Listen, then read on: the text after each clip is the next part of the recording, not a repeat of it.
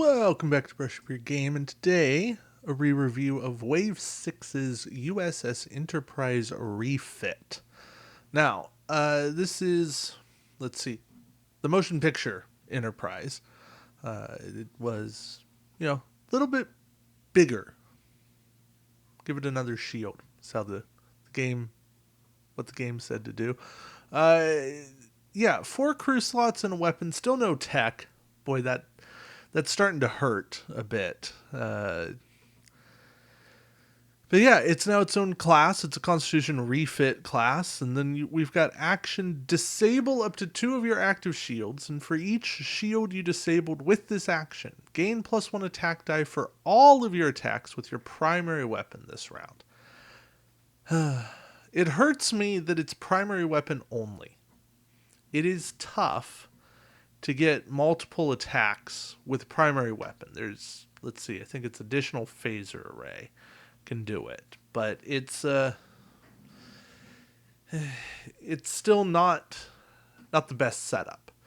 4 crew slots, very fitting of the Enterprise, but it's not really needed in the game. What we need, maybe a second weapon, a chance to run some tech, really be a balanced ship. This is a very imbalanced ship with not a great action. I will say that. Sure, it's nice to get more attack, but I still want some quality on my attack dice. Maneuver dial's nice. I think it's slightly better than a Constitution.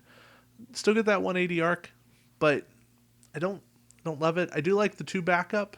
It's better than a 1 backup. Just gets you a little further away from the situation. But 2 turns is white, 3 turns is red. I like the 6 green maneuvers. That is helpful. But yeah, the maneuver dial is never really going to be your this is why I'm running a ship. Generic, down at 22 points, 3 crew and a weapon. It's a nice generic. Needs to be repriced. Hopefully it will at some point.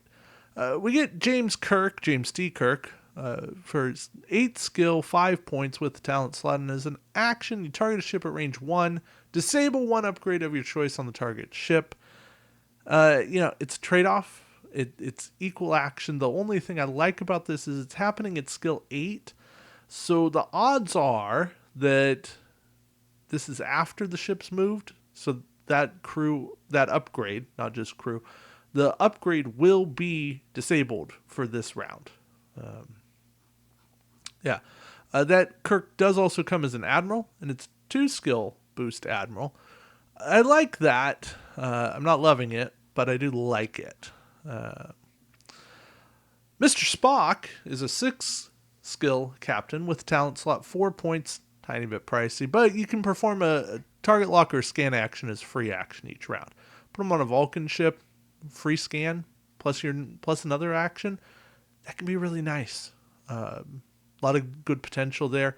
Good scan and target lock, or even target lock and science officer double scan. You can make sure they're rolling basically no defense dice, and you get quality. You can do some good work with Mr. Spock. Will Decker, 3 skill, 2 points. During the modified attack dice step of the combat phase, you may destroy one of your active shields to add 1 additional crit result to your attack roll. I used to love Decker on the Equinox. You're already regenerating your shields. Why not destroy 1 more shield and get a crit back? Nowadays, he's tough because there's not as much stuff that regens shields. There's some. Extend shields can work.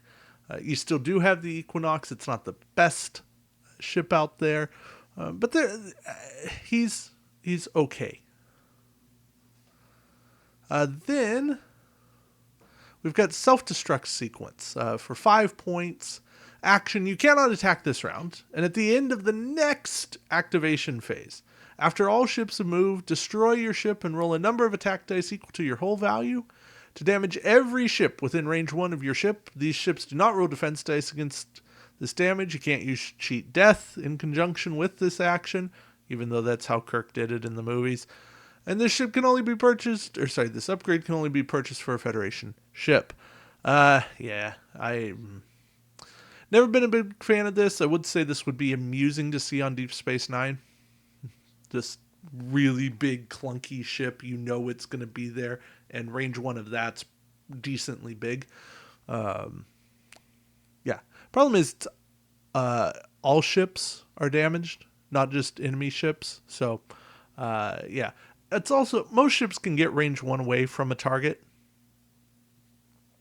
when given the time. It's yeah, and you're forecasting it. It's a tough sell. If it worked at the end of combat phase, even that would be better.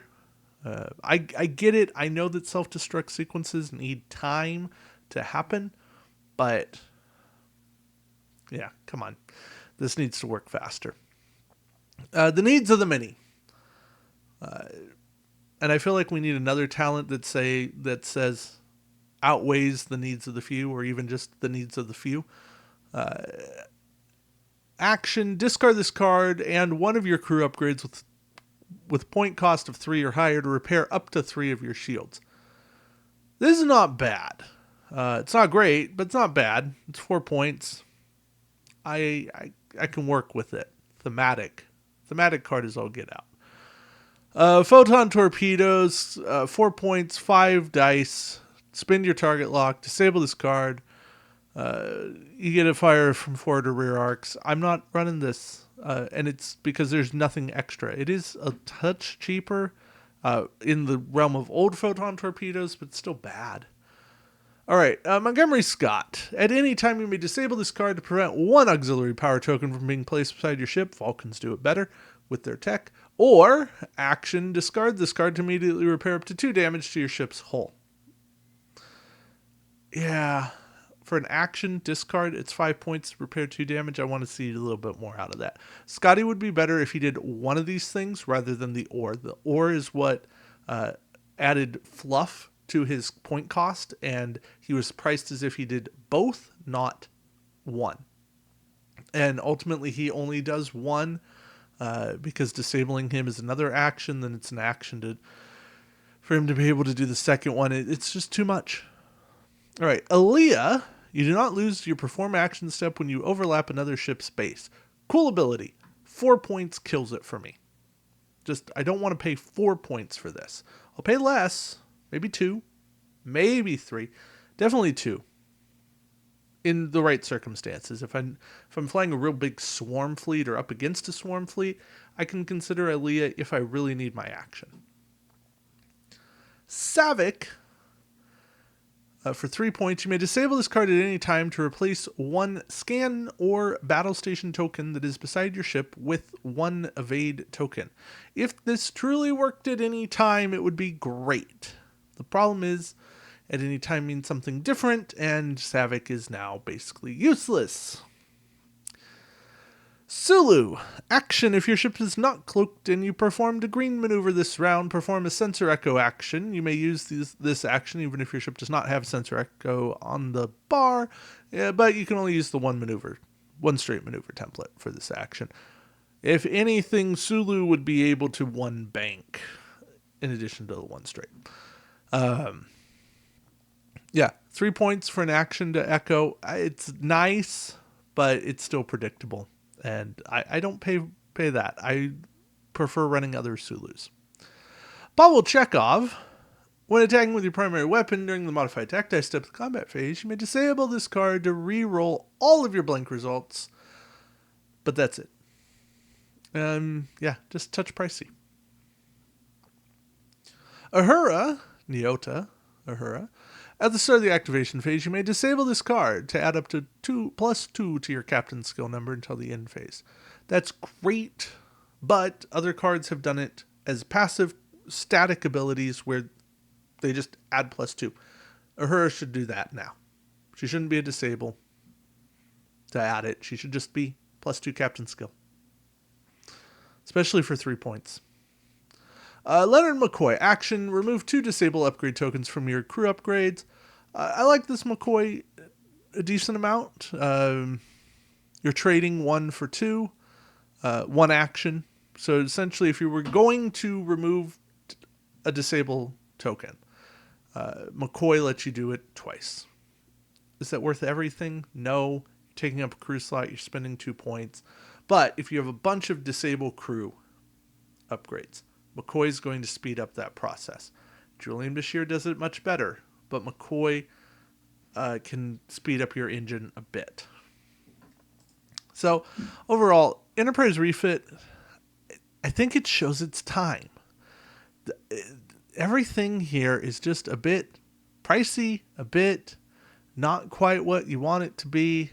Decker, cool. Mr. Spock definitely is the highlight of the pack. He is the best captain here. And Kirk, he's okay. Someday I'll do a rankum of all the James T. Kirks. This one is decent, but still not the best. But yeah, I don't know. I get it. It's a cool ship. It's the Enterprise. It fixes the model issue because it's a bigger model. You can get it for that reason and that reason alone, and nobody will bat an eye at you. I'm definitely not knocking on doors being the Star Trek Dacwing police. But as it is, this ship just kind of bleh. I don't know. It's kind of like the curse of these hero ships lately. Defiant, meh. Voyager, meh. Enterprise Refit, meh. They just don't hold up. Sorry, hate to tell you. All right, thanks for watching. Till next time, keep brushing up your game. Take care.